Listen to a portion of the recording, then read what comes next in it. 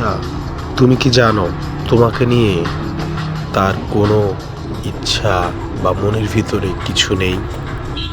ও শুধু একা একা একাকিত্ব ফিল করতেছে বিধায় তোমার সাথে কিছু সময় অতিবাহিত করতেছে বা কথা বলতেছে। এটা কি তুমি জানো? তুমি হয়তো বুঝতেছো না, কিন্তু যখন তোমার থেকে ভালো কাউকে সে পেয়ে যাবে, তখন বুঝতে পারবা সে কতটা তোমাকে ব্যস্ততা দেখায়। তখন তার ব্যস্ততার শেষ হবে না। তুমি কারো উপরে অভ্যস্ত হয়ে যাও না। কারো সাথে কথা বলার জন্য নিজের ভিতরে অভ্যাস তৈরি করে ফেলো না, কারণ এই অভ্যাস নেশার থেকেও খারাপ।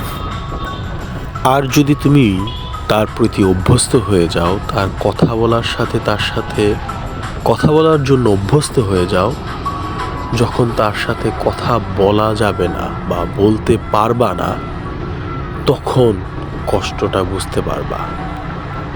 তাই আগে থেকেই বুঝো যে সে মূল্যায়ন করতেছে কিনা, বা যতটা মূল্যায়ন তুমি তাকে দিচ্ছ সে তোমাকে মূল্যায়ন ওই রকম করতেছে কিনা, তুমি আসলেই তার কাছে প্রয়োজনীয় কিনা।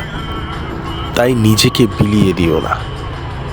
নিজের দুর্বলতা আরেকজনের কাছে প্রকাশ করে নিজেকে দুর্বল বানিয়ে ফেলো না। যে সময় থাকতে তোমাকে উত্তর দেয় না, সে তোমার সাথে কি থাকবে? যে তোমাকে মূল্যায়ন করে না, সে কি আদৌ তোমার সাথে থাকবে? তাই নিজের সেলফ রেসপেক্টটা বজায় রাখো। সে যদি তোমাকে মূল্যায়নই না করে, তাহলে তোমার সাথে তার কথা না বললে তেমন কিছু যায় আসবে না। এটা যদি তুমি বুঝে নাও, ততই তোমার জন্য ভালো হবে। না হলে তুমি একটা টাইম পাসের বস্তু হয়ে যাবা। আর এসব সম্পর্কের শেষ কিন্তু সুন্দর হয় না।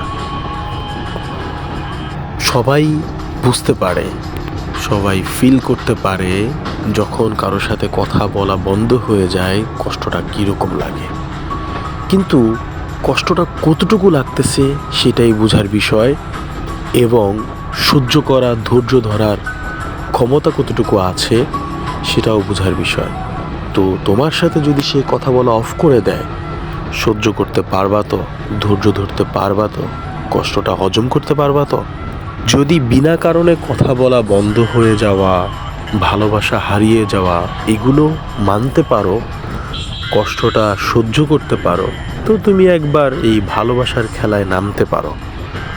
যদি কেউ সঙ্গী মিলে যায় তাহলে হয়তো জিতে যাবে, আর না হয় কষ্টের সাগরে ডুবে যাবে।